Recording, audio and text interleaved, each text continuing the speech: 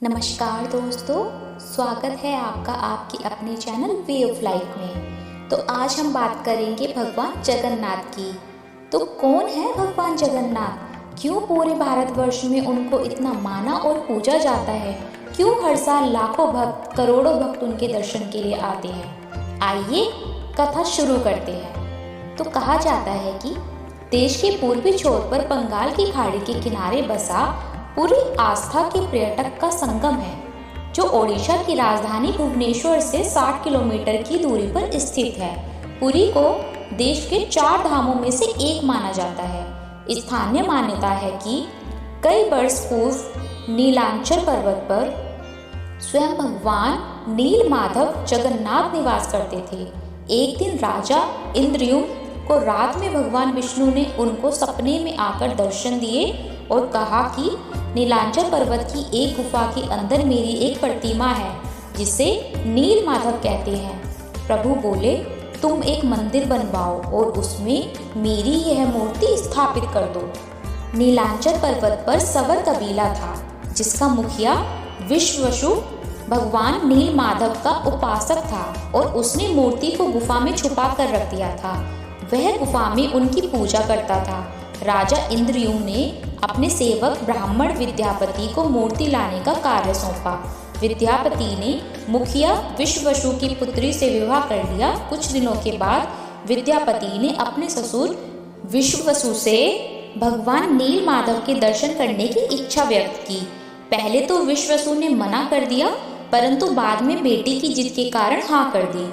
विश्ववसु विद्यापति की आंख पर पट्टी बांधकर भगवान नील माधव के दर्शन कराने ले गया।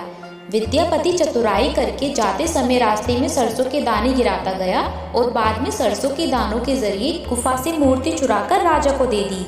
विश्ववसु भगवान नील माधव की मूर्ति चोरी होने के कारण बहुत दुखी हो गए।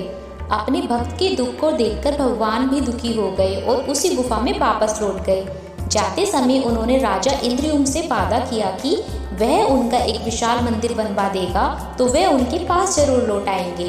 राजा इंद्रद्युम्न ने एक विशाल मंदिर का निर्माण करवाया और भगवान विष्णु से मंदिर में विराजमान होने के लिए प्रार्थना की। भगवान ने कहा कि द्वारका से बड़ा टुकड़ा समुद्र में तैरकर पुरी तक आ गया है, उससे तुम मेरी मूर्ति बनवाओ। राजा के सेवकों ने टुकड़े को ढूंढ लिया, पर वह सब मिलकर उसे उठा नहीं पाए। तब राजा ने सवर कबीले के मुखिया नील माधव के अनन्य भक्त विश्ववसु को उस भारी टुकड़े को लाने के लिए प्रार्थना की।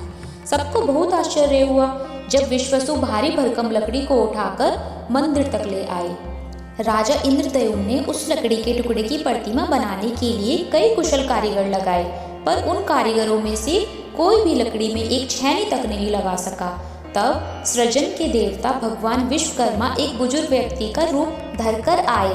उन्होंने राजा से भगवान नील माधव की मूर्ति बनाने की इच्छा व्यक्त की और अपनी शर्त रखी कि वह 21 दिन में मूर्ति को एकांत में बनाएंगे।